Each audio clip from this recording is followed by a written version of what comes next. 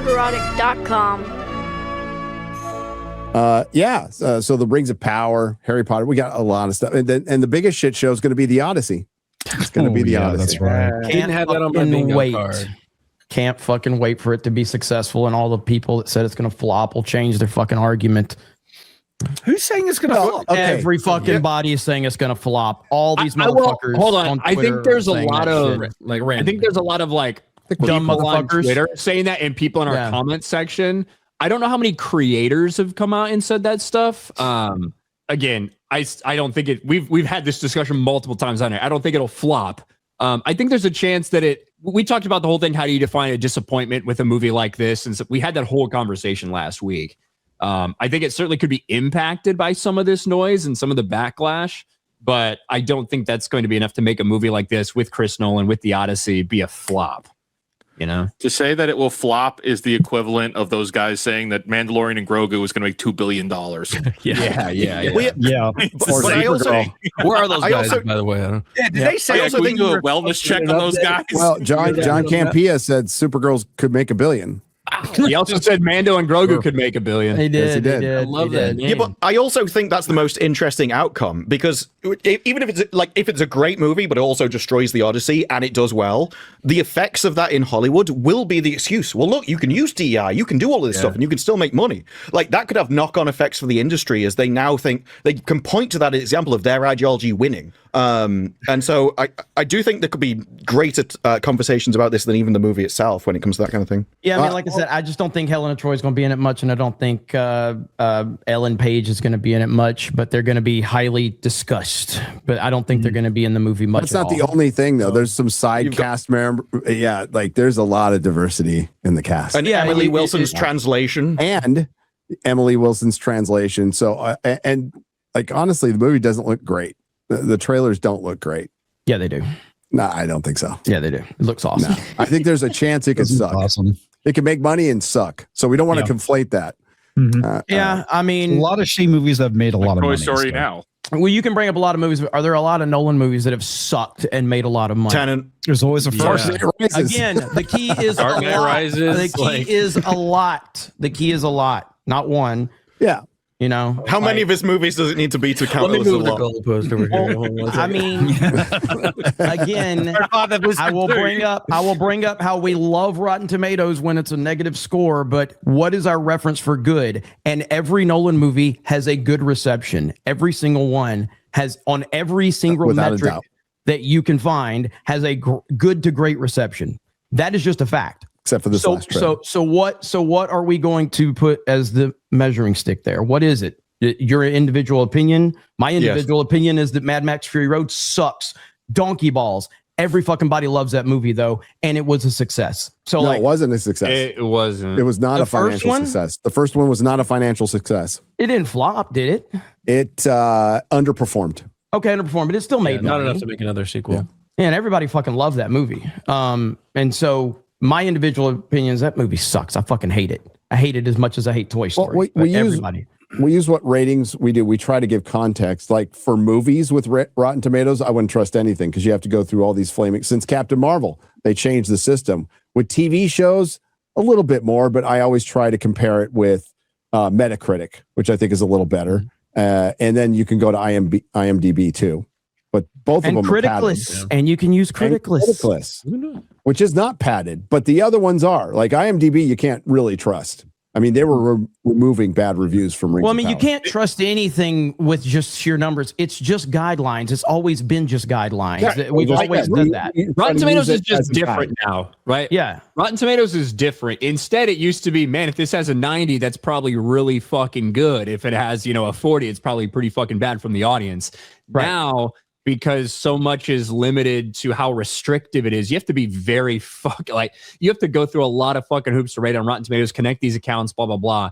Now, if a movie has like a 97, 98% audience score, likely it was received very, very well by the people that went and saw it. If it has like an 88, you're like, ooh, I don't know. Like that. Yes. That's where it's at this point. That is very true. That's very true. Very true. The latest, the Odyssey, the latest clip they just put out, it's not ratioed, but and there's 267,000 views in 2 days. 9.2 thousand up 5.1 thousand down. That's a lot better than I thought it would be, but they didn't put Black Helena Troy in it, and if they did, it would have been ratioed. Yeah, I think it's bad for Nolan. Discussion, even though Nolan is a fucking monster in Hollywood and he's had all these successes and highly respected, has a huge fan base.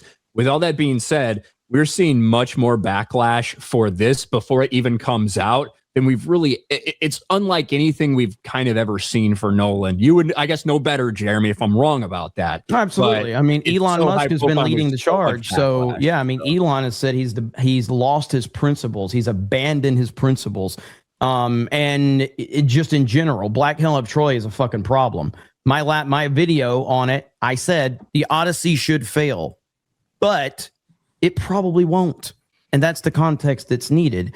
Because on the premise, yeah, if you're putting a trans person into the role of, I don't think Ellen Page is Achilles, but even still, like I said, casting Ellen Page in a movie based on what Ellen Page has done in previous roles with the Umbrella Academy, I think that's a huge issue.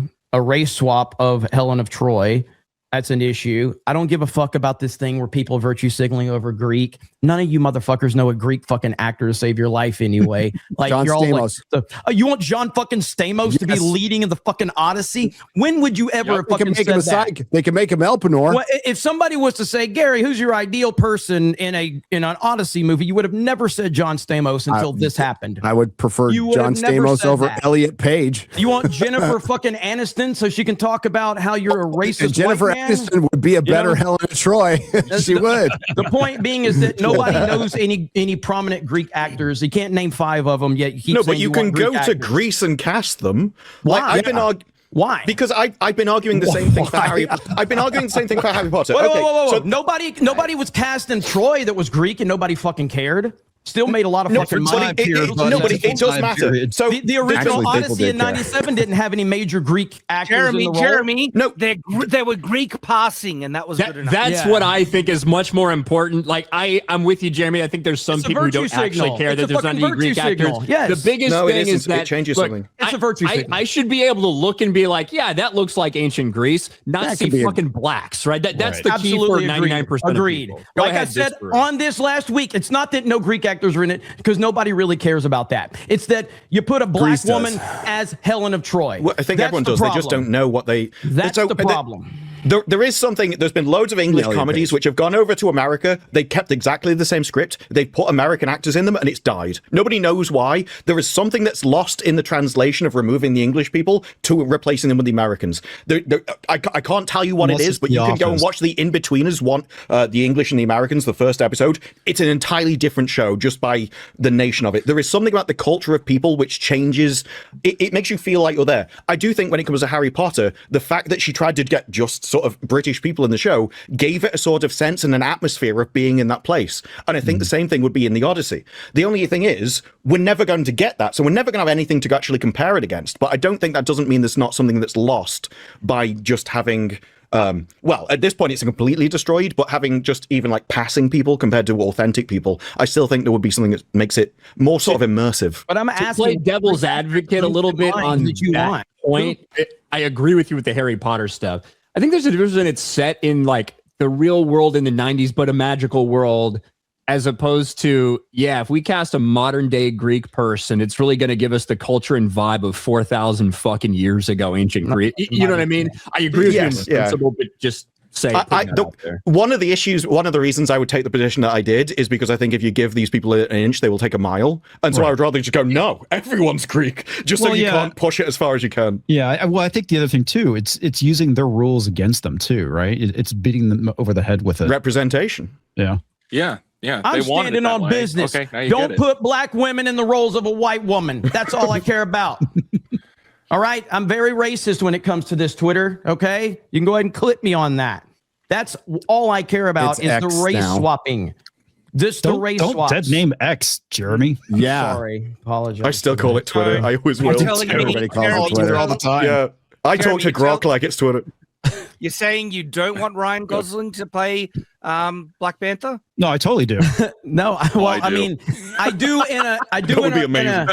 in a world to react to their bullshit, but in theory, I don't want that. I would never want that. Well, but in a world where they've race swapped everything, then yes, to counter that. Exactly. So if it was Nolan's next movie, it didn't make the cut in my last Odyssey video, but I might have talked about this before. But the Aaron Pierre stuff with Black Panther, I went down that rabbit hole, and it's racism, right? When like if a white person played a black role, but when it's reverse, it's colorism in their eyes.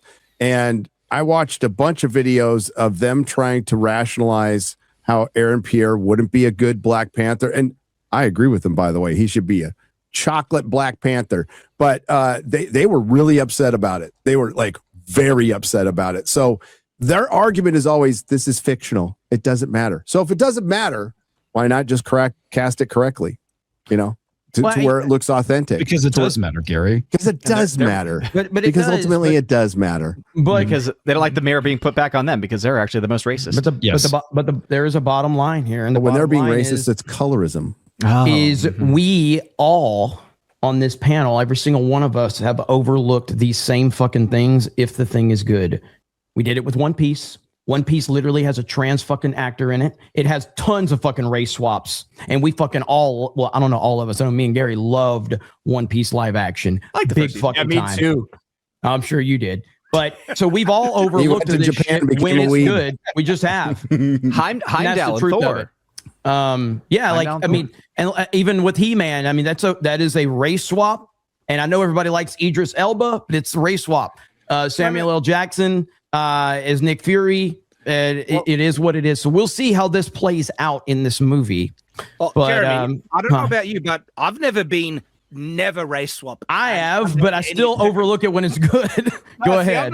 I'm actually okay if they cast a great actor and they keep the key. That's how they get you, though. That's how they get you. That's his point. All the way back to Michael Clark Duncan as Kingpin. If they keep the key identifying features of the character, okay, that's what's important to me. And sometimes the skin color isn't a key identifying feature of a character. Sometimes it is. Little Mermaid, redhead, pale skin. You can't get away with race swapping that. But other characters, sometimes I think you can pull it off. I think it all. I think for most people, it's going to come down to either how much you care about something or how much you're aware of something. That is true. If a lot of people who tune in to watch the MCU didn't know shit about Nick Fury, then Samuel Jackson, okay, cool. Samuel Jackson's Nick Fury, and it doesn't really bother them that much. Now, I'm not saying we've got a bunch of fucking fanboys for the Odyssey necessarily, but we're it is all going to be somewhat aware. obvious. The other thing too with anyone Nick in the world Fury knows that Helen of Troy is not a fucking black person. Right. Very, very black Nick Fury thing is that he was race swapped in the Ultimate Universe, which is what they based that version of Fury off of. Yeah, she takes Wakanda black and takes it to another level. That's how black Helen of Troy is. But to Ryan's point, with comics, you're talking about a very particular audience. If you compare comic readers who saw the MCU movies to actual normies, I mean, it's not even close. Normies outweigh that audience altogether. The Odyssey is such an old story. It's such a classic story that everyone knows about it to some extent or has seen a variation of it to some extent. And so it's going to have a lot more of an impact when you do those kinds of changes. Everyone except for Lupita Nyong'o. But that's the point. That's what I'm saying. No, but that's the point. It is down to how much of a cultural influence it has. So ancient Greece has affected all of Western culture. Yes. But I can perfectly understand why Cutie Gatwa didn't know anything about Doctor Who, because he's not British, but it really affected British culture. James Bond is a huge part of British culture. And so when this is sort of an integral, important point of someone's culture, then it matters more whether you change it or not, and to the sort of overall integrity of it. I'm not surprised that Nyong'o didn't know anything about ancient Greece. I wouldn't expect her to, because it hasn't affected her culture at all. I had a really interesting. Well, there's a lawsuit going on about that name. Just on the whole race swapping discussion, I had a really interesting reaction when, look, the live action Cowboy Bebop was an abomination, hate it. But when I first saw the casting of them in their outfits, right, I saw the character Jet. And I instantly recognized him as Jet before, the picture came up, and I didn't even know this was a Cowboy Bebop live action. And I saw the character, the actor cast as Jet, and I instantly identified him as Jet, so much so I forgot Jet was white, and they race swapped him because he looked so much like the character. But then I saw Faye Valentine, who had the same color skin, but she was so flat-chested compared to the anime that she did not look like the character at all.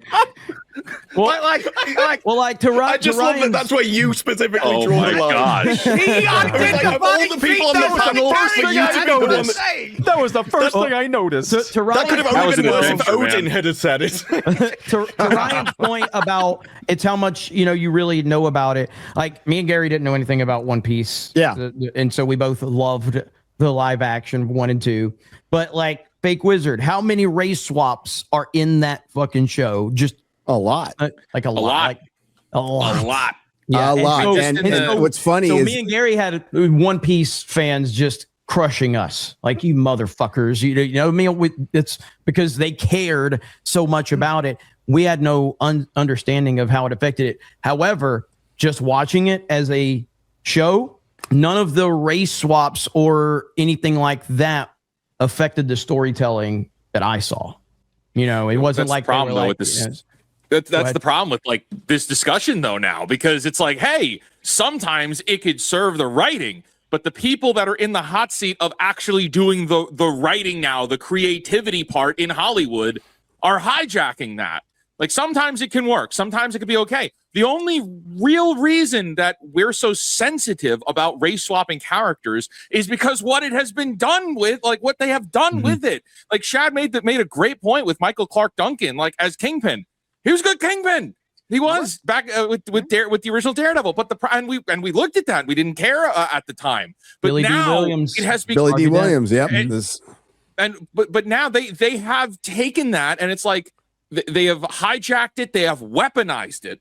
And now we're stuck in this middle ground of discussion where it's like, well, it's either all or nothing, because if we give them an inch, they'll take the mile, and they keep taking the mile. Yeah, but it's like I don't know if you guys remember The Batman when it came out, but during my review, I discussed some of the race swap characters. Right now, even though I thought that Zoe Kravitz and Robert Pattinson had good chemistry and those parts of it worked. Like, and yes, Eartha Kitt, I don't want to hear shit about that. But, but like they made a conscious decision to not make her look like she does in the comics.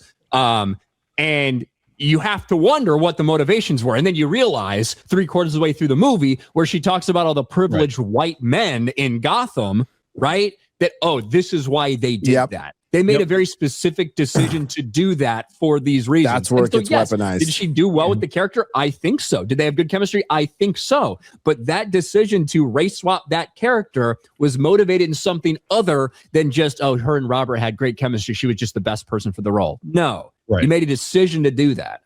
And Ryan, for the record, you liked the Batman. I did, but I didn't like it as much as I would have. I know. And if I end up liking the Odyssey, I'm going to make a car video review. I'm going to be wearing a Confederate flag hat, and I'm going to talk about everything, but I'm going to say one thing that bothered me was that there were too many good black people.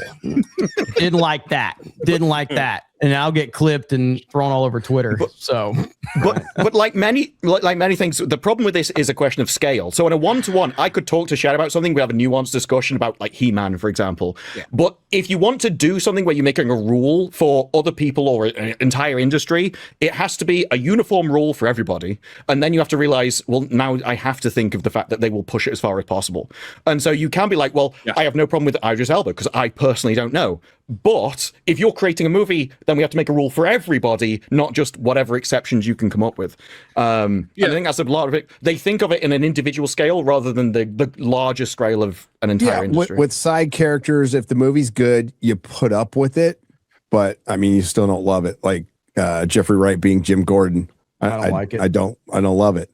But I don't even like Lawrence. Jimmy, when you're saying we overlook stuff, I think it goes on a case by case basis. But I think that it always, if you have some knowledge of it, maybe Shad's case is different. I'll take Shad out of this. But like for me, if you have some knowledge of it, you could still maybe enjoy that thing, but it can affect, like, there's levels to this, right? It's on a spectrum, shall we say, right? So as opposed to maybe you could have loved everything about this, well, maybe that brings it down a couple notches because of that. Doesn't mean that overall in totality you didn't enjoy it. No, I know, but I do ruined it. But I do. Yeah. I agree with what you're saying, but I do think Man of Steel is a perfect example of all of the arguments and debates we have had on that fucking movie. Nobody has ever brought up Perry White as a race swap.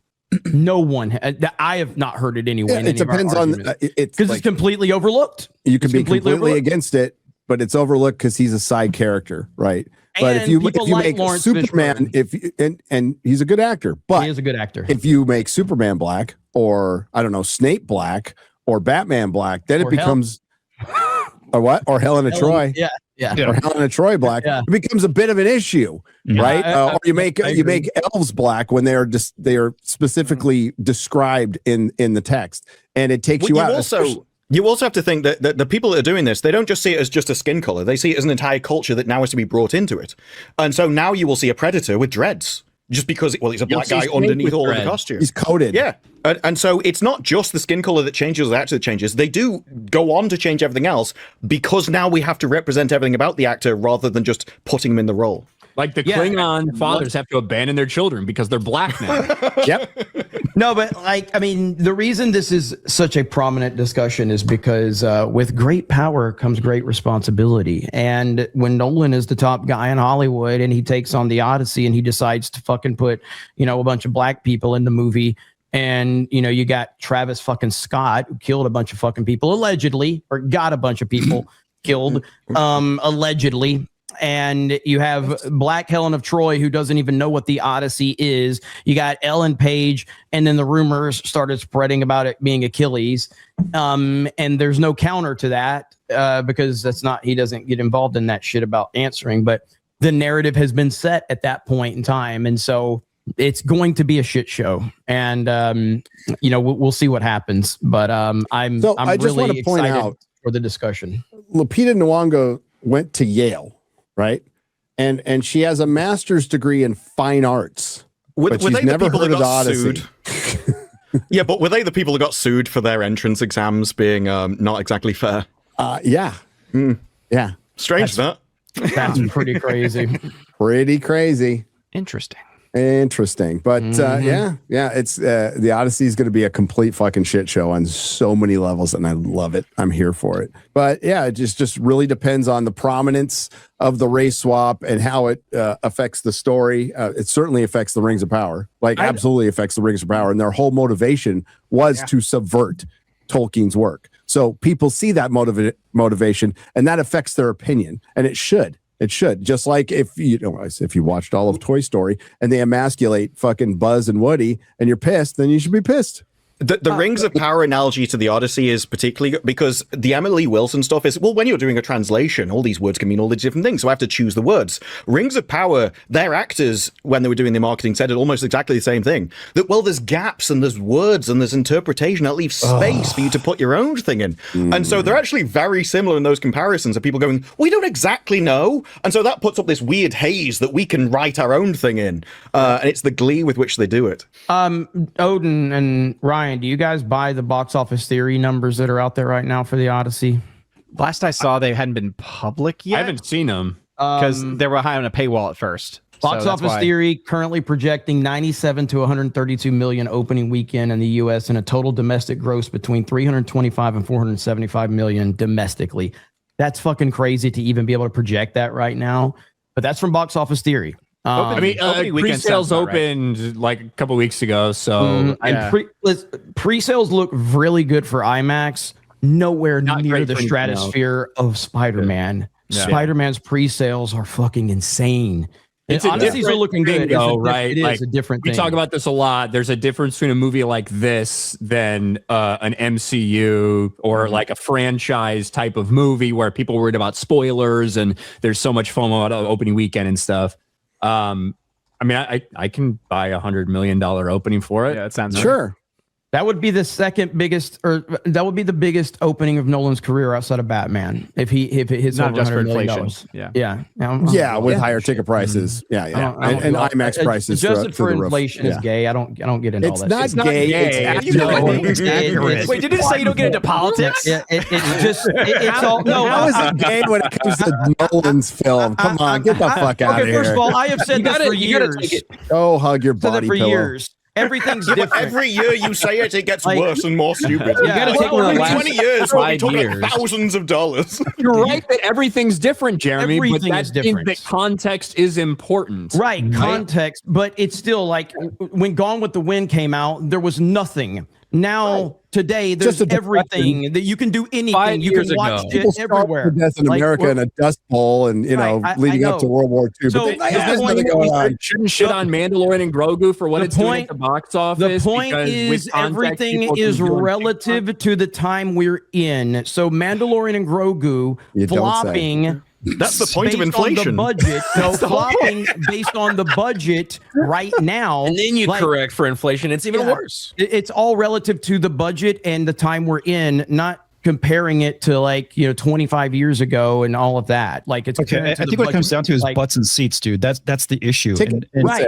And that's where the ticket prices come. Right. There's less people seeing movies now than 10, 15 years ago. So when let's hypothetically, let's say the Odyssey does $1 billion. I don't think it will do $1 billion, but let's hypothetically say it does $1 billion. We may have 5 movies this year do $1 billion, maybe. And so that would put it in the top 5 movies of the year. Okay. That's a success by any measure of being in a top 5 movie of the year. That's the way you judge it. But if there was 50 movies that hit $1 billion, then that suddenly changes the dynamic of saying, well, I mean, there's 50 movies that hit $1 billion, so it's really not a success. I think a lot of people are going to go see this because it's a Nolan film and because he's taking on the Odyssey. I think that, and also to counter the billion thing, it would be a failure if it costs like Rise of Skywalker. $600 billion. Where it's like, it made $1 billion, but it also lost money. Right. Now, I'm not saying that's what's happening with the Odyssey. Relative to the budget, yes. Which means relative to the times, which means relative. I think we can all agree that inflation is gay. You wouldn't draw a line at $1 billion anyway. You'd draw it at the top 5 because the top 5 will always be. Whenever people add the adjusted for inflation, it's like this whole I'm just so smart. Here's the detail. You're gonna be in a car with him, Ryan, for hours. We're talking scales. We're just. That's right. I'm adjusting for inflation today. Where we are right now. Well, no, Jeremy. You're starting to win me over. In fact, whenever we, look at the gross of a film compared to its budget, that's also gay. We should. The people doing that are just trying to sound too smart. Well, no, I think that's relative in the moment. I have my pinky out when I adjust for inflation. Well, but everything is relative to something else. It's not. Sometimes things aren't just specifically black and white. In the same vein, you mentioned, hey, if it finishes the top 5 movie of the year, makes $1 billion. It's an automatic. Well, this would be black and white though. Like all these things do matter. I don't think this would be. Adjusted for inflation is not the end all be all of anything that ever mentioned. I agree. Everything needs to be held in context. It's very good for context. Superman and Man of Steel, right? How many people are going to these movies? How many people are interested in universes? All of those things do matter and should matter. Yes. And I don't think you should just discount any of them. Right. But when you only bring inflation, but are you going to bring up how many people are pirating on the internet? All of the context matters, not some of the context. Jeremy, how long has piracy been around on the internet? That's why you're the one that's discounting it. What are you talking about? I'm saying once we start inserting one piece of context, we need to add 5 other pieces of context. Forget all of that. The context is how much money it makes. On a simple baseline instead of complicating it. I feel like I'm listening to Kamala Harris right now. Gosh. The reason you use inflation. The reason you add inflation in is so you can zoom out and use things relative to the entirety of time rather than your current year. So you are standardizing everything over since the beginning of time, essentially. Is that context? So you can compare everything on the same level. Yeah. So rather than the top 5 in a year, you can now do the top 5 of all time. That's the only difference. Yeah. Yes, and that just overcomplicates the conversation. I simply said it would be the biggest opening of his career outside of the Batman movies. That's all I said. And you're like, adjusted for inflation. It's like, it will be monetarily. Yes, monetarily it will be. That's all I was saying. And bringing this bullshit into it, it's like, who cares? We can add more context to it. And in reality, who knows how much it's done if you start bringing every little piece of nuance into it in detail. I'm just saying, on pure dollars and cents, it would be the biggest opening of his career. Would you say that therefore the most number of people are going to have seen this movie? Is that what the argument that you're trying to say? The biggest, most people. I didn't say that. Okay, so why you have to bring it was just what's it's a shame you weren't saying that because that would have been a great point. The Dark Knight Rises is his biggest opening, right? Yes. Okay. So when things cost more, people spend their money on different things. They make different decisions. The money is still the money. That's all I'm judging on. It's just like when you want to talk about sports statistics.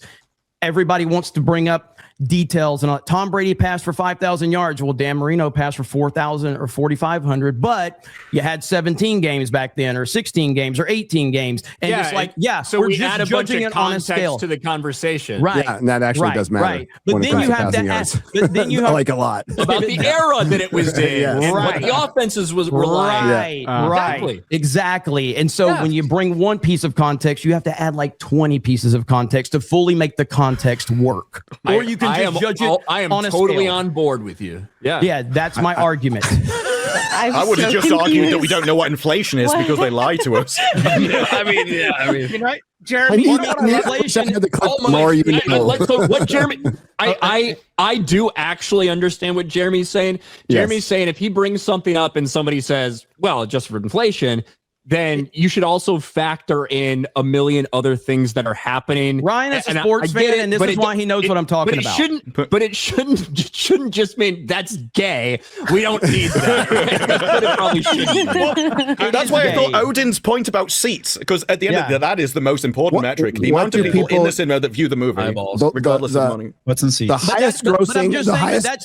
If that was what the standard was, is like, what movie has pushed the most seats? And if that was every scale, then that's what we would discuss. What's the highest grossing movie of all time? We don't know that. I wish we had those numbers. What's the highest grossing movie of all time? Just for inflation, to be gone with the wind. There you go. There you go. Jeremy, hang on, because nobody questions that Gone with the Wind is the most popular, sold the most tickets, highest grossing movie of all time. And it won't even be close. Even adjusting for inflation. What's second? Star Wars? Star Wars, right? Yes. Odin? Yes. Correct. Yeah. And but these, I think everything does matter, but I think the butts and seats thing does matter as well, because when you're talking about something, and maybe less for something like the Odyssey than for big franchises like Marvel Cinematic Universe and Star Wars and things like that, the reason that matters is because the size of the fan base who may then be buying toys or playing video games or be doing trading card games, like all of that stuff, it does matter when you have this shrinking audience pool. Even if a movie comes out and makes $500 million and 8 years later another movie makes $500 million, well, you have effectively lost part of your fan base. And those are all things that we can talk again, yes. And I mean, if we're talking about, we're getting into it, like the adjusted for inflation thing, then like, okay, well, then we talk about the price of IMAX tickets, which is what the Odyssey is being pushed on more than any film on this level. And that is going to inflate the cost or the money that's going to make relative to any other movie. There's so many little details, but we're just talking about dollars and cents. It's a very easy, clean way to have the discussion. But if you want to muddy it up, we can do that too. By bringing up facts and figures. Yeah, sure. We can muddy it up by bringing up facts and figures.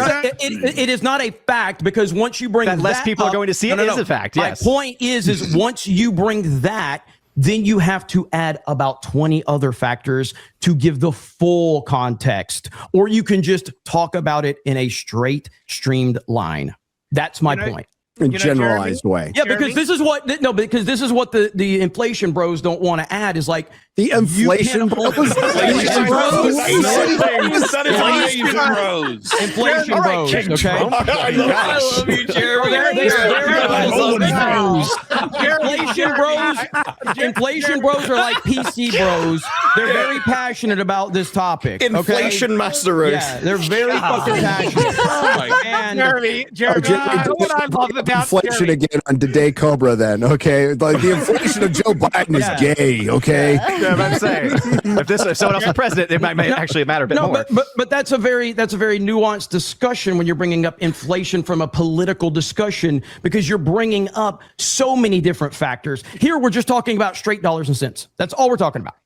You know, Jeremy, what I love I'm talking about about gay dollars and cents. It is Pride Month. The thing that I love most about your arguments is that you make me feel like Wesley in The Princess Bride when he's talking to Vicini, how he says, truly, you have a dizzying intellect. Accurate. There's a couple ways you can approach the internet. You can tell everybody what they fucking want to hear, or you can just be honest. Okay, I choose to be honest. As simple as that. Honest. Okay? That's the best way. And ultimately, when you see the Odyssey, you give your honest opinion. That should be your. Are you implying that anybody else here is not doing that? I'm saying that nobody really cares about the inflation argument because we all talk about this box office thing, and very rarely does it come up until a box office. You are implying that all of us are telling people what they want to hear and not being honest. Yeah, all right. Most people don't add the inflation thing. It's just usually an afterthought because it's usually we just judge on a straight line scale. That's usually how this generalized goes. You mean generalized? Yes. Generalized. Yeah, and that's fine. If you're just talking about money, that's fine. Yeah, that's just being honest. Because then we have to say how many people owned a video game system in 1992 versus how many owned one in 1987, and they didn't own a video game, smartphones, computers. So if you sell your house today, you're going to sell it for 1990s prices because inflation isn't real. That matter? That has nothing to do with what we're talking about. That's why house prices go up is inflation. I never said it wasn't real. I said that it doesn't matter for the discussion that we're having right now because it's all relative to 2026 and where we are. And if it's dollars and dollars, why you adjust for inflation only if you're comparing it to 2026 movies. It's because it makes it apples and apples and oranges and oranges. It goes back to something this is like apples that and most of you don't know anything about, which is sports. But when Barry Bonds is that why you chose the example rather than just inflation, which we do know about? When Barry Bonds was hitting 73 home runs in a season, and everybody claimed it was because of steroids, and it's like the entire fucking league is on steroids, and there's only one man hitting 73 home runs, and so it doesn't matter if he's on steroids or not. Everybody's on steroids. And only one man is doing it. Do you have proof of that? But do you have other drug tests? The reason people use allegories is because it's like, analogies. There is because it's like they want to put up some mystery haze to like lose the key points into the thing that they can debate over here. We all know what inflation is. We can just talk about the numbers and movies. We don't have to talk about sports for some reason. Like we know what inflation is. We know the numbers. We can do the maths. If you want to compare it to 2026 movies, of course you don't need inflation because it's minimal. From that's what, but if you want to go back to the 1990s, it does matter. But we're talking 3 years ago was his biggest fucking opening, which was Oppenheimer. We've lived through the greatest period of inflation since 1919 of all time. No. I said non-Batman movie. I said it would be his biggest opening from a non-Batman movie. So his biggest opening is from a Batman movie because he directed the Batman movies. You can't. Yeah, but that's still different. That's still different. Like, I mean, it's a movie that he directed. Jeremy used the context of the biggest opening out of a non-Batman movie because those movies would have inherent advantages Batman, bro, over the other stuff. Exactly. But apparently I didn't add enough context. I didn't add enough context. I want to add more context. Coming from a Nolan bro, that sounds like oh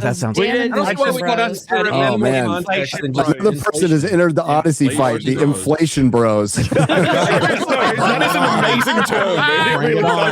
It really good. Bring it on. So for our next topic, binge model. Let's go, everybody. Binge versus weekly. I'm supposed to leave this fucking show. You were.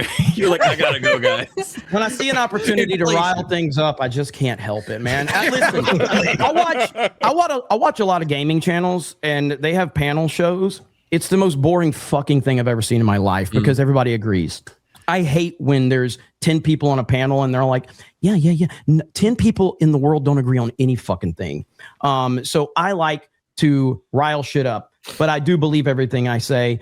And I don't care if anybody agrees with it or not. And I'm looking forward to the Odyssey. I don't care how much people cry. The same people that said the Switch 2 were going to fail are the same people that says the Odyssey is going to fail. And they're all fucking retarded. Bye, everyone. Since there's such a crossover from Nintendo Switch to Christopher Nolan's Odyssey. Sometimes I like to say things just to rile people up, but I do believe everything I say. I do believe everything I say. Ryan, I just want to remind Ryan's going